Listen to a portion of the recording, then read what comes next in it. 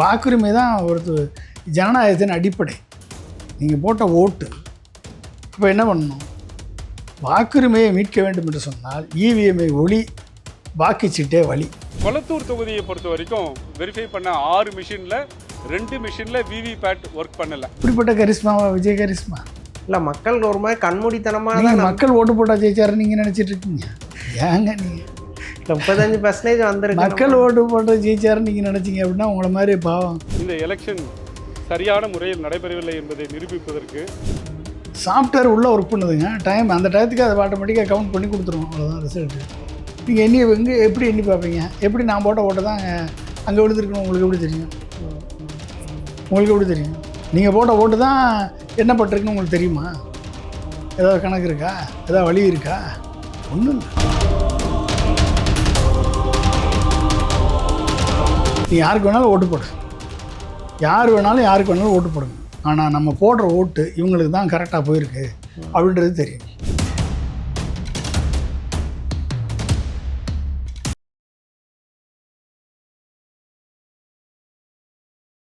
EVM ஒழிக்காத வர, EVM ஒழித்து வாக்குச்சீட்டு முறையை கொண்டாடாத வர பிஜேபி தோற்கடிக்க முடியாது.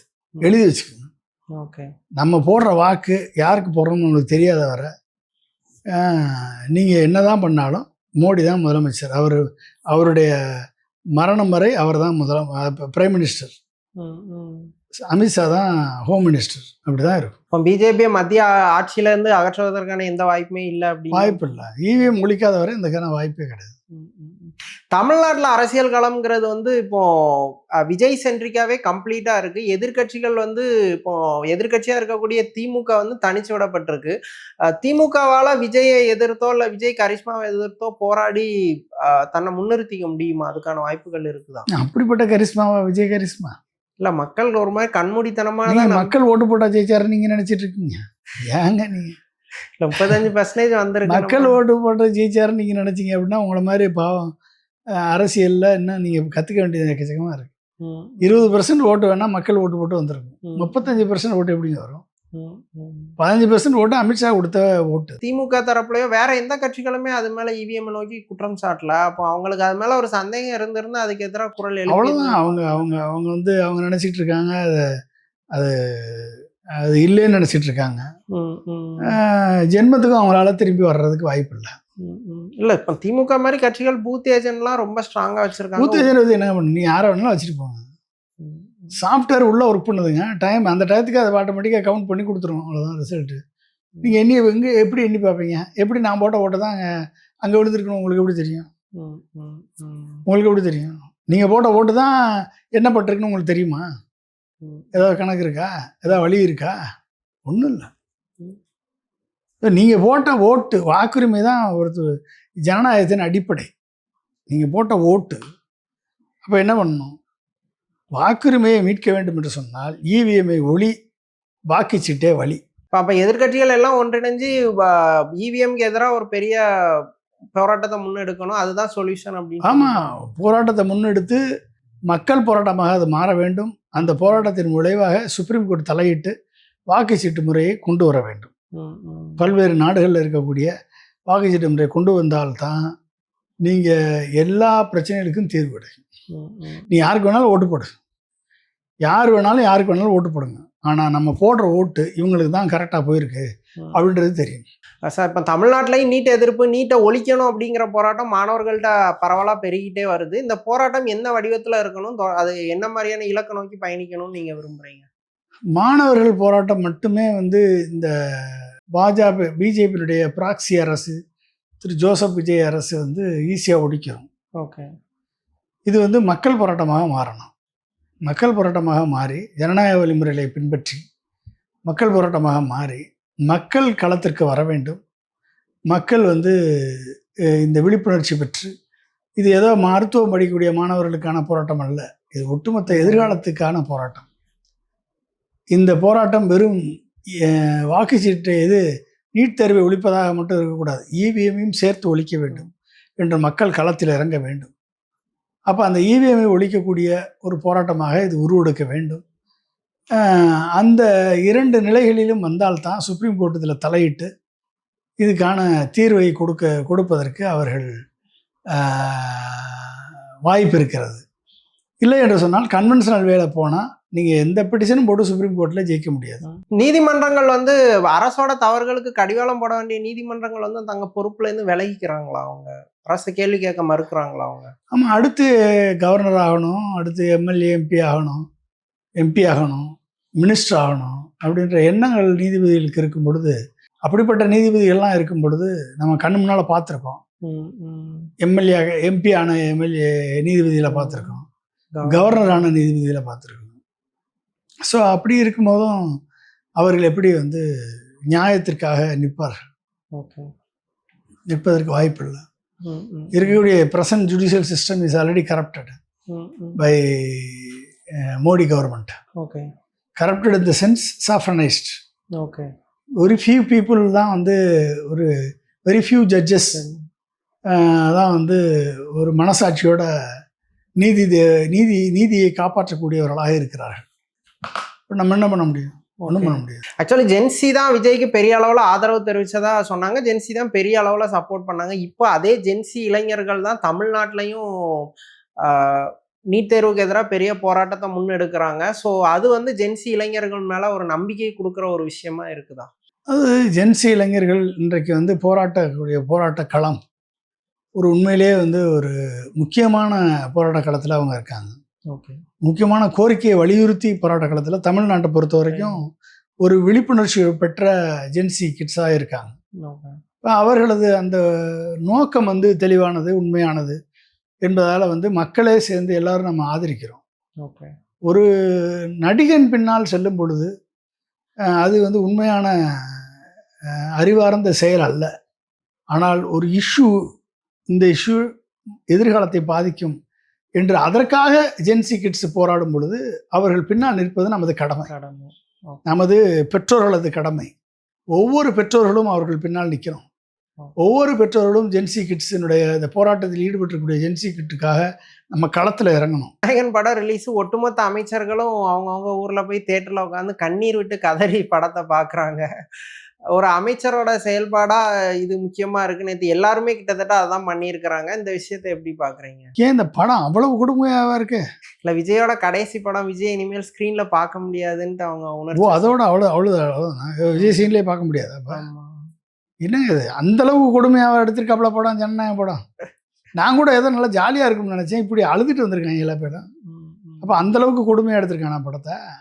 அப்ப அது உண்மைதானா? அது அப்போ வந்து திரையில் மட்டும்தான் கதாநாயகன், நேரில் வந்து இது வந்து பூஜ்யம், இது வாத்து அப்படின்ற மாதிரி சொல்லிடலாமா? அப்படி சொன்னால் ஏற்றுக்குவாங்களா அவங்க? சொல்லுங்கள். கதாநாயகன் வந்து நேரில் தான், திரையில் தான் அவர் வந்து தவறை தட்டி கேட்பார்.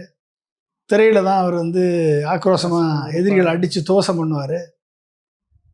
திரையில் தான் வீரவசனம் பேசுவார். ஆனால் நேரில் எந்த விதமான செயல்பாடும் இருக்காது. முதலமைச்சர் ஆன பிறகு வந்து எம்டி வெசல் மாதிரி இருப்பார் அப்படின்றது நம்ம கண்ணு முன்னால் பார்த்துட்ருக்கோம். ஓகே, ஜூன் 12 தண்ணி வர வேண்டிய தண்ணி இன்ன வரைக்கும் வரல. ஜூலை மாதம் வர வேண்டிய தண்ணி இன்ன வரைக்கும் வரல. இது வரைக்கும் என்ன டேஷ் பண்ணார் அப்படின்னு ஒன்றும் தெரியல.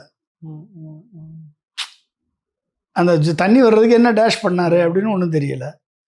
அப்புறம் என்னது, இப்படி டெய்லி ஒரு லாக்அப் டெத்து நடந்துட்டு இருக்கு. அதான் சார் எனக்கு கேள்வி. இப்போ நாகர்கோயிலில் நடந்த லாக்அப் டெத்து பெரிய அளவில் எல்லாத்தையும் உழுக்குச்சு. இப்போ ஒரு வாரத்துக்குள்ள மறுபடியும் தூத்துக்குடியில் ஒரு விஷயம் அதே மாதிரி லாக்அப் டெத்து தான் அவங்க பாதிக்கப்பட்டவங்க தரப்புலேருந்து குற்றம் சாட்டுறாங்க. போலீஸ் வந்து ஒரு மாதிரி அவுட் ஆஃப் கண்ட்ரோலில் இருக்கிறாங்களா? அது எப்படி நம்ம புரிஞ்சுக்கணும் இந்த இஷ்யூ சார்? அவர் கண்ட்ரோலில் எதுவுமே இருக்க மாதிரி தெரியல. எல்லாமே வந்து அவர் தான் கண்ட்ரோல் பண்ணுற மாதிரி தெரியுது. பட் ஆனால் அவர் கண்ட்ரோல் நடக்கிற மாதிரி எனக்கு தெரியல. ஏதோ நடந்துட்டுருக்கு. யாரோ டைரக்ஷன் கொடுக்குறாங்க. யார் டைரக்ஷனோ கேட்டு காவல்துறை வழக்கு பதிவு செய்யுது. யார் டைரக்ஷன்லேயோ வண்டி ஓடிட்டுருக்கு. ஏதோ நடந்துட்டுருக்கு, தெரியல. ஆக்சுவலி பொதுமக்கள் வந்து விஜய் ஆட்சிக்கு வரங்கிட்டு அவளை ஒரு ரட்சகன் மாதிரி பார்த்தாங்க. கண்மூடித்தனமாக போய் ஓட்டு போட்டாங்க. ஒரு பெரிய மயக்கத்தில் இருந்தாங்க. இன்னுமே விஜய் மேலே அந்த மயக்கம் இருக்கா, இல்லை விஜய் அங்கங்கே எக்ஸ்போஸ் ஆகுறாரா? நம்ம இதை எப்படி புரிஞ்சுக்கணும்? தெரியலங்க. இந்த மக்களை நம்ப முடியாது. நான் சினிமாவை பார்த்த உடனே மயங்கி விழுகிற மாதிரி சட்ட ஒழுங்கு பிரச்சனையா நம்மளுக்கு வந்தால் தானே சட்ட ஒழுங்கு பிரச்சனை. எவனா போதை மருந்து கடத்துறான், நம்ம பிள்ளை கடத்தினா தானே நம்ம பிரச்சனை அப்படின்னு நினைக்கக்கூடியவங்க தான் இங்கே அதிகமாக இருக்காங்க. தனக்கு வந்தால் தான் பிரச்சனைன்னு நினைக்கிறவங்க. அப்போ சொசைட்டியை பற்றி கன்சர்ன் குறைய குறைய இண்டிவிஜுவல் ப்ரிஃபரன்ஸ் அதிகமாக நீங்கள் வந்து எதுன்னு முடிவு பண்ண முடியாது.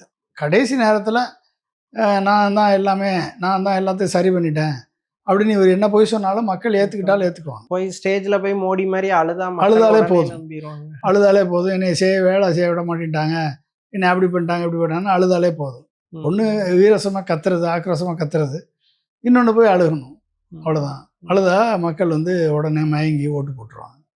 அதை நம்பிட்டு இருக்காப்புல. இந்த இளைஞர்கள்லாம் ஓட்டு போட்டாங்கல்ல, இன்னைக்கு நீட்டுன்ற பிரச்சனை வரும்போது தானே இளைஞர்களை அடித்து துன்புறுத்துறது, காலேஜில் போய் அரெஸ்ட் பண்ணுறது, ரூம் விட்டு வெளியே வந்து அரெஸ்ட் பண்ணுறது, அவர்களை அடித்து துன்புறுத்தி அவங்க மேலே நேம் பேஜே இல்லாத போலீஸை யூஸ் பண்ணி அவங்க அடிக்கிறாங்க. அப்போ எப்படி பிஜேபி அரசு அவங்களை ஹேண்டில் பண்ணுறதோ அதை விட மோசமாக ஹேண்டில் பண்ணுறாங்க. அப்போ அதெல்லாம் வந்து மறந்துடுவாங்க மாணவர்கள் இளைஞர்கள் மறந்துட்டு விஜய்க்கே ஓட்டு போட்டு ஜெயிக்க வைப்பாங்க, திரும்பவும் அவரை முதலமைச்சர் ஆக்குவாங்க. ஆக்சுவலி காங்கிரஸ் வந்து விஜயை ஒரு பெரிய ஆளா நம்பி, இல்லை விஜய் வந்து பாஜகவுக்கு எதிராக போராடுவாருன்னு நம்பி கூட்டணிக்கு வந்தாங்க. ஆனால் ராகுல் காந்தி அவ்வளோ கடுமையாக கைது பண்ணதுக்கு கூட விஜய் சைட்லேருந்து எந்த ஒரு ரியாக்ஷனுமே இல்லை. இது காங்கிரஸ் எத்தகைய சூழல்ல இருக்குன்னு பாக்குறீங்க? காங்கிரஸ் வந்து விஜய் வந்து பிஜேபிக்கு எதிராக போடுவாருன்னு நம்பி வந்தாங்களா? அப்படிதான் அவங்க சொன்னாங்க. அவர் பிஜேபிக்கு எதிராக நிற்கிறாருன்னா ஏங்க நீங்க தப்பா சொல்றீங்க. காங்கிரஸ் வந்து வாய்ப்பு கிடைக்குது, நம்ம போய் ஒட்டுணி மாதிரி ஒட்டிக்கிட்டு 2 அமைச்சர் பதவி வாங்கணும்னு சொல்லி ஒட்டுணி மாதிரி வந்து ஒட்டுனாங்க. அவங்கெல்லாம் பிஜேபி பிஜேபி அவங்களே எதிர்க்க மாட்டாங்களா? அப்புறம் எப்படி தாவேக்க எதிர்க்கணும்னு நம்பி வராங்க. பிஜேபி இது வரைக்கும் எதிர்த்து போராடி காங்கிரஸ் போராடி பார்த்துருக்கீங்களா நீங்க? தமிழ்நாட்டில் பெருசா பண்ணது. ஆனா ராகுல் காந்தி பிஜேபி அக்ரெசிவா எதிர்க்கிறாருல. அவர் பார்லிமெண்ட்ல மட்டும் டான்ஸ் ஆடுவாருங்க, வேற எங்க வெளியே வந்து டான்ஸ் ஆடினது பார்த்துருக்கீங்களா நீங்க? வெளியே வந்து போராட்டம் பண்ணி பார்த்துருக்கீங்களா ராகுல் காந்தி? நேற்று தரன்னு பிடிச்சி இழுத்துட்டு போனாங்க, ரத்தம் வந்துச்சு, இந்தியாவே எந்திரிச்சு கொளுத்துச்சு எழுந்திருச்சான்னு இல்லை, எந்த ரியாக்ஷனுமே இல்லை, அவ்வளோதான். காங்கிரஸ் முடிஞ்சு போச்சு. காங்கிரஸே வந்து ஃபீல்ட்ல போய் இறங்கி ஒரு பெரிய போராட்டம் பண்ணதுக்கு தயார் இல்லாத ஒரு பண்ணையார் கட்சி அப்படின்னு. காங்கிரஸுக்கு என்ன தகுதி இருக்கு? காங்கிரஸ் வந்து முடிஞ்சு போன கட்சின்றத மோடி எப்பயோ முடிவு பண்ணிட்டார். Congress is already முக்து Bharat. ஆல்ரெடியே காங்கிரஸ் முக்து பாரத்ல தான் இருக்கும்ன்றத முடிவில் அவர் இருக்காரு. ஒன்லி திமுக, மம்தா, கம்யூனிஸ்ட் போன்ற கட்சிகளை தான் எதிர்த்துக்கிட்டு இருந்த கட்சி, அவங்களையும் முடிச்சு விட்டாரு போன இவிஎம்மை வச்சு. இப்போ வந்து அவருடைய ப்ராக்சி கவர்மெண்ட் தான் இங்கே ஆட்சி ஆளுது. இதை புரியாத காங்கிரஸ்காரன் ஒருத்தன் இருக்கான் அப்படின்னா நம்ம என்ன பண்ண முடியாது. இப்போ வருங்காலத்துல பிஜேபியை எப்படிதான் தோக்கடிக்க முடியும்? இப்போ காங்கிரஸ் இல்லாம 3வது அணிங்கிறது வந்து பாஜகவை வீழ்த்தக்கூடிய அளவுல வலிமை பற்றுமா? அதுக்கான வாய்ப்புகள் இருக்கு. நீங்க என்னதான் பண்ணாலும் பிஜேபியை தோற்கடிக்க முடியாது சார். டெல்லியில இந்தியா அதிர மாணவர்கள் போராட்டம் நடக்குது, தமிழ்நாட்டிலையும் மாணவர்கள் போராட்டம் இப்போ சூடு பிடிக்க ஆரம்பிச்சிருக்கு. இந்த 2 விஷயத்துக்கு மத்தியில நேத்து தேவைக்கு அமைச்சர்கள் எல்லாரும் ஜனநாயகன் படத்துல போய் கண்ணீர் வடிச்சு தங்களோட வேதனையை தெரிவிச்சிருக்காங்க. இந்த 2 விஷயங்களையும் நீங்க எப்படி பாக்குறீங்க? ஒட்டுமொத்த இந்தியாவும் வந்து இன்னைக்கு பாயில் ஆகிட்டு இருக்கு. ஒட்டுமொத்த இந்திய இளைஞர்கள், மாணவர்கள் போராட்ட களத்தில், மாணவிகள் டெல்லியில் அடிபட்டு லத்தி சார்ஜுக்கு உள்ளாகி ரப்பர் குண்டுகளை தாங்கி ரத்தம் சிந்தி குண்டர்கள் போலீஸ்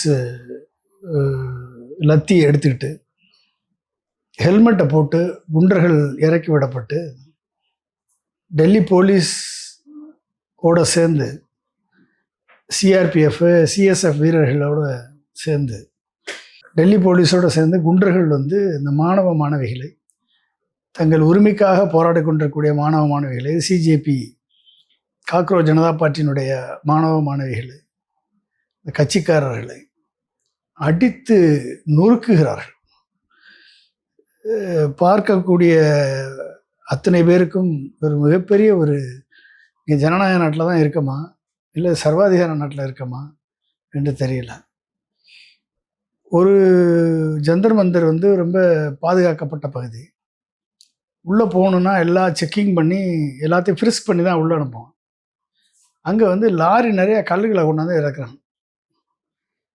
அப்போ டெல்லி போலீஸு அந்த லாரி நிறைய கல்களை கொண்டாந்து இறக்கி அந்த கல்களை வைத்து பிஜேபி குண்டர்களை வைத்து எரிய விட்டு ஒரு வன்முறையை உருவாக்கிய ஒரு தோற்றத்தை உருவாக்கி மாணவர்களை வந்து வன்முறையாளர்கள் மாதிரி சித்தரித்து இந்த போராட்டத்தை திசை திருப்பி இந்த போராட்டத்தை டைல்யூட் பண்ணக்கூடிய வேலையில் திரு மோடி அரசு செய்து கொண்டிருக்கிறது. இது ஒரு side CJP supreme court chief justice இதெல்லாம் எங்களுக்கு கேட்குறதுக்கே நேரம் இல்லை, ரொம்ப முக்கியமான வேலையில் இருக்கான் அப்படின்னு சொல்லிட்டார் அவர். இன்னொரு சைடு வந்து டெல்லி ஹைகோர்ட் வந்து ஃபாஸ்ட் ட்ராக் கோர்ட் அமைச்சிருக்கோம், அதனால் வந்து நீட் தேர்வு முறைகேடுகளை அது விசாரிக்கும் என்று சொல்லி ஒட்டுமொத்த பிரச்சனையினுடைய தன்மையை திசை திருப்புறாங்க. இன்னொரு சைடு எஜுகேஷன் செக்ரட்டரியை நீக்கி வேறு செக்ரட்டரியை போட்டுட்டா பிரச்சனை சரியாயிரும் அப்படின்னு நினச்சி மோடி வந்து அதை செஞ்சுருக்காரு. இதெல்லாம் வந்து மோடி அரசனுடைய ஆக்டிவிட்டி. பட் ஆனால் இதனுடைய டோட்டல் கான்ஸ்பிரசியே நீட்டே ஒரு அநீதியான தேர்வு. நீட்டே வந்து ஒட்டுமொத்தமாக ரத்து செய்யப்பட வேண்டிய தேர்வு. நீட் வந்து நீங்கள் வந்து ஒரு மிகப்பெரிய ஒரு கார்ப்பரேட் கலாச்சாரத்தை மருத்துவ கல்வியில் விதைக்கக்கூடிய ஒரு முதல் ஆயுதம் நீட்டு, முதல் டூல் ஒரு நீட்டு. 2014 2000 கோடியாக இருந்த கோச்சிங் சென்டர் மார்க்கெட் இன்னைக்கு 30,000 கோடி ஒயிட்டில், 20,000 கோடி பிளாக்ல, மொத்தம் 50,000 கோடி பிஸ்னஸ். இந்த 50,000 கோடி பிஸ்னஸில் ஒன்றாவது பார்ட்னர் தான் தமிழ்நாட்டினுடைய முதல்வர் திரு ஜோசப். அனிதா மரணத்திற்கு சென்றவர் அந்த பெரம்பலூர்லேயோ அரியலூர்லேயோ கோச்சிங் பிஸ்னஸில் இன்வெஸ்ட் பண்ணிட்டு வந்திருக்கார். கோச்சிங் சென்டர் பிஸ்னஸ் நடத்தக்கூடிய one of the partner, corporate partner Thiru Joseph Vijay. புரிஞ்சுக்கிட்டீங்களா? இவர் எப்படி நீட்டுக்கு ஆதரவாக இருப்பார்? மாணவர்களும் இளைஞர்களும் திரு ஜோசப் வந்து நம்மளுக்கு ஆதரவாக நிற்பார், நம்மளுக்காக குரல் கொடுப்பார், அவர் சினிமாவில் எப்படி ஹீரோவாக இருக்கார் அதே மாதிரி ஹீரோவாக நம்மளுக்கும் இருப்பார், லஞ்சம் வாங்க மாட்டார், ஊழல் செய்ய மாட்டார், மாணவர்கள் மத்தியில் நிற்பார், பணமா ஜனமானு கேட்டால் ஜனத்தின் பக்கத்தில் நிற்பார், இப்படிலாம் நினச்சி ஓட்டு போட்ட அத்தனை பேருக்கும் அவர்கள் முகத்தில் கரியை பூசியிருக்காரு திரு ஜோசப் அவர்கள், முதல்வர் திரு ஜோசப் அவர்கள். புரிஞ்சுட்டிங்களா? ஸோ நான் யார் பக்கம் நிற்பேன் அப்படின்னா, நான் இன்வெஸ்ட் பண்ணியிருக்கேன் கம்பெனியில், கார்ப்பரேட் கம்பெனியில். அவருடைய அஃபிடவிட் எடுத்து பார்த்தீங்கன்னா உங்களுக்கு தெரியும். நீட்டினுடைய கோச்சிங் சென்டர் பிஸ்னஸில் இன்வெஸ்ட் பண்ணியிருக்காரு. ஓகே. ஸோ 50,000 கோடி கோச்சிங் சென்டர் பிஸ்னஸில் he is one of the partner. அவர் எப்படி உங்களுக்கு நீட்டுக்காக மாணவர்களுக்காக போராடுவார், நிற்பார்? ஒரு அறிக்கை விட்டுட்டு நாங்கள் நீட்டை எதிர்ப்போம், எதுவுமே நடக்காத ஒரு அறிக்கை. என்ன அறிக்கை தெரியுமா? Special concurrent list. எவனோ நோபல் பிரைஸ் கொடுக்க வேண்டிய கண்டுபிடிப்பு அது. ஸ்பெஷல் கன்கரண்ட் லிஸ்ட்டை நாங்கள் கொண்டு வருவோம் அப்படின்னு ஒரு புது கண்டுபிடிப்பை கொண்டாந்து மக்கள் மத்தியில் திரிச்சிட்டு, அதோட சரி ஒரு ஆணையாக அவர் ஒன்றும் பிடுங்கல. அவர் நீட்டுக்கு ஆதரவாகவோ எதிர்ப்பாவோ. புரிஞ்சுக்கிட்டீங்களா? அப்போ இது ஒரு கார்ப்பரேட் மாஃபியா. இந்த கார்ப்பரேட் மாஃபியாவுக்கு ஆதரவாக இருக்கக்கூடிய மோடி அவர்கள் எப்படி மாணவர்களின் குரலை கேட்பார்? 14 வருடம் நீ நடத்தி தேர்வு அது நீட்டு வந்த பிறகு 2019 வருஷம் லீக் அவுட் ஆகுது பேப்பரு. வருஷம் சில கோச்சிங் சென்டரில் இருக்கவங்க மட்டும்தான் அட்மிஷன் கிடைக்குது. வருஷம் சில கோச்சிங் சென்டரில் இருக்கவங்களுக்கு மட்டும்தான் வந்து பேப்பர் லீக் அவுட் ஆகுது, கொஸ்டின் பேப்பர் தெரியுது, அது மட்டும் நல்ல மார்க் எடுக்கிறான். இது எப்படி மிஸ்டர் மோடி அவர்களே? எப்படி இவ்வளோ நாளாக உங்களால் இதனுடைய பிரச்சனையை சால்வ் பண்ண முடியல? நீ என்ன ஃபாஸ்ட் ட்ராக் கோர்ட் அமைச்சாவில் சால்வ் பண்ணிடுவீங்களா? நீங்கள் யாருக்கு காதில் பூ சுற்றுறீங்க? காக்ரோச் ஜனதா பார்ட்டி பசங்க அவங்களுடைய நோக்கம் ரொம்ப குறுகிய நோக்கமாக இருக்குது. தர்மேந்திர பிரதான் நீக்கினா பிரச்சனை ஒட்டுமொத்த பிரச்சனை தீர்ந்துரும்னு அவங்க நம்புகிறாங்க. ஆனால் அது அப்படி இல்லை. ஒட்டுமொத்த நீட்டே ஒழிக்கப்பட்டால் மட்டும்தான் கார்ப்பரேட்டைசேஷன் ஆவது அதான் தடுக்க. சார் என்னோட கேள்வி. இப்ப தமிழ்நாடு மட்டும்தான் நீட் தேர்வே வேண்டாம், நீட் தேர்வே வந்து அநீதி அப்படின்னு சொல்லி குரல் எழுப்புது. மாறா அங்க டெல்லியில போராடுற இளைஞர்களா இருக்கட்டும், அரசியல் கட்சிகளா இருக்கட்டும், இந்த முறைகேடுக்கு வந்து பதில் சொல்லணும், தர்மேந்திர பிரதான பதவி நீக்கணும்ட்டு அவங்க இலக்கை ரொம்ப சுருக்கமா வச்சிருக்கிறாங்க. அது சரியான பாதையை எட்ட வாய்ப்பு இருக்கா? அது ஒரு வழியில் அது வந்து குறுகிய நோக்கம். அந்த இலக்கை எட்டுவதற்கு வாய்ப்பு இல்லை. இன்னைக்கு அமைச்சரவை கூட்டத்தில் தர்மேந்திர பிரதானை நீக்கினாலும் நீக்கலாம், சொல்ல முடியாது.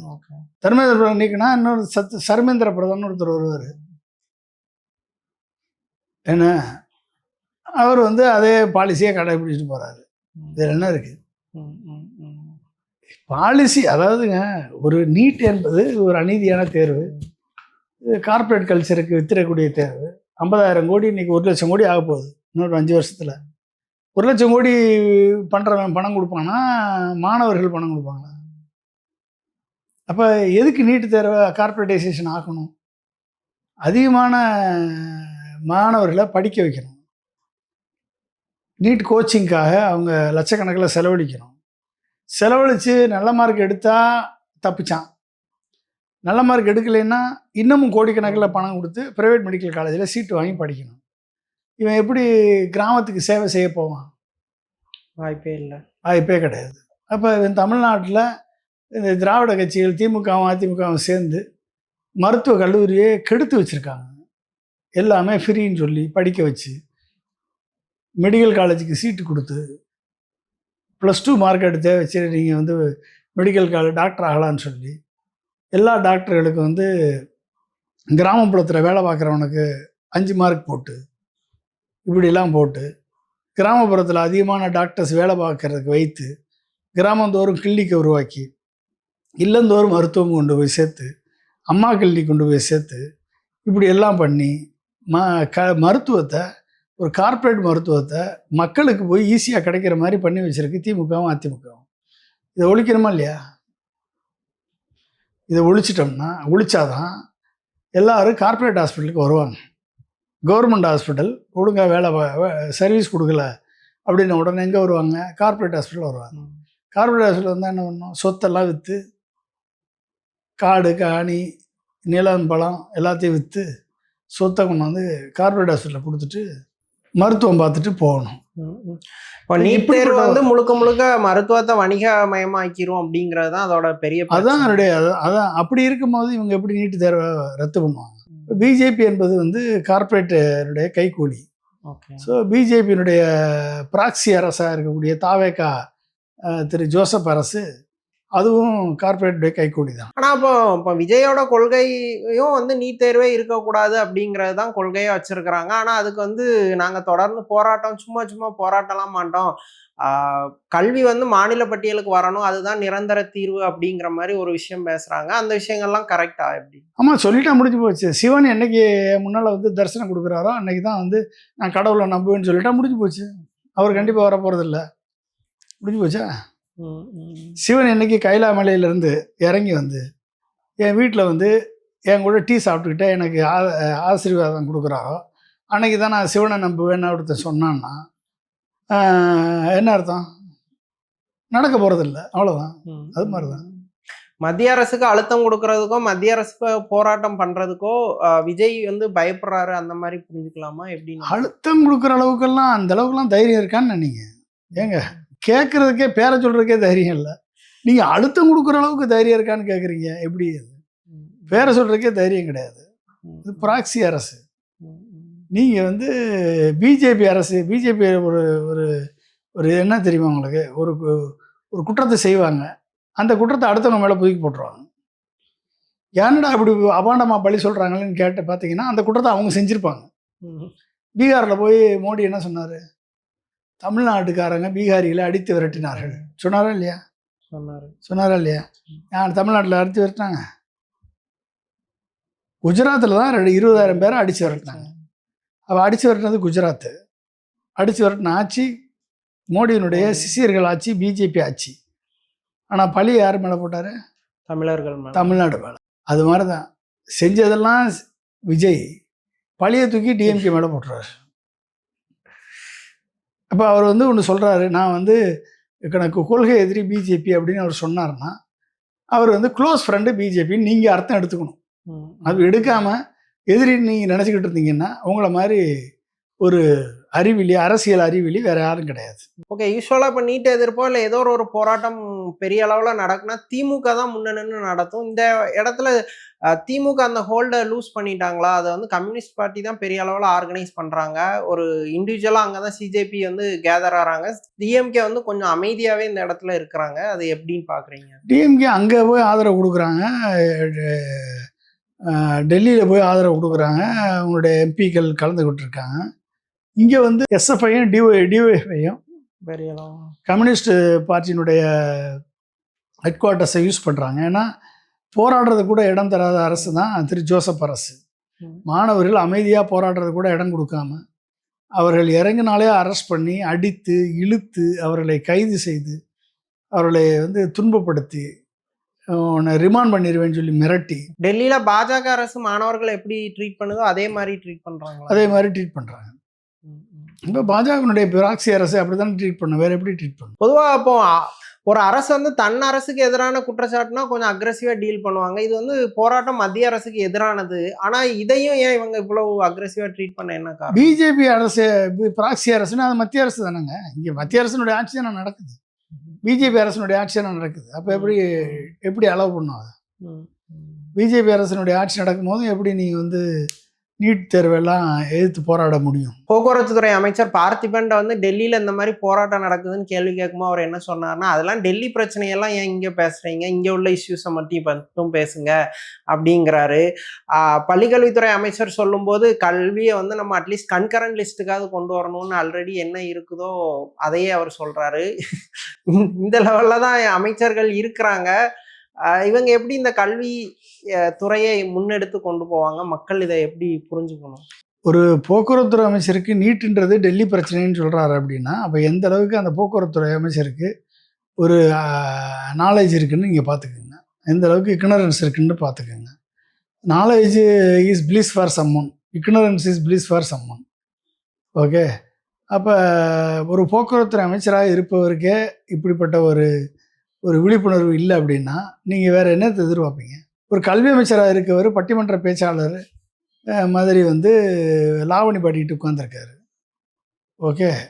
நீங்கள் வந்து கொடுத்த இடத்துல தான் போராட்டம் பண்ணணும், யாரோ தூண்டி விட்றாங்க, நீங்கள் வந்து பெர்மிஷன் வாங்காத இடத்துல போராட்டம் பண்ணக்கூடாது அப்படின்லாம் சொல்கிறாரு. இவருடைய தலைவர் திரு ஜோசப்பும் இவரும் எல்லாம் போனாங்கல்ல திருச்சி இறங்கி மரக்கடை வரைக்கும் போனாங்கல்ல, மரக்கடை வரைக்கும் வழியில் ரோட் ஷோ பண்ணுறேன்னு பெர்மிஷன் வாங்கிட்டு போனாங்களே? இல்லை, பெர்மிஷன் வாங்கிட்டு போனாங்களே. 8 மணி நேரம் திருச்சியை ஸ்தம்பிக்க வச்சிங்களே, ஆளுங்களை கூப்பிட்டு வந்து அப்படியே ஊர்வலமாக அப்படியே நடந்து போனீங்களே, 2 பக்கமும் ஆயிரக்கணக்கான பேர் பைக்கில் கூப்பிட்டு வந்து போனீங்களே, அதெல்லாம் பெர்மிஷன் வாங்கி போனீங்களா என்ன? இப்போ நீங்கள் செஞ்சால் உங்களுக்கு வந்தால் ரத்தம், மற்றவனுக்கு வந்தால் தக்காளி சட்னியா?